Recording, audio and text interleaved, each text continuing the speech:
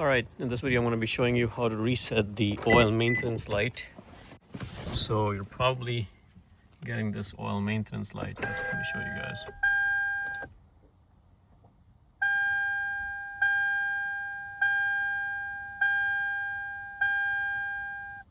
The very first thing you need to do is go on trip A. So it's already on trip A, but if you're on trip B or odometer, you have to make sure you're on trip A.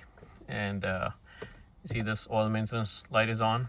The very first thing you need to do is turn everything off. Make sure everything is off.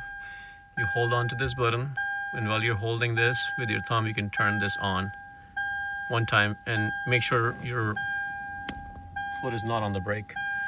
And then you press it once, and then you'll see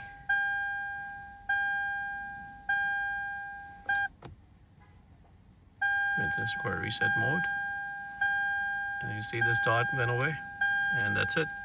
And now it's reset to 5,000. And now once you restart the car, you will not see that.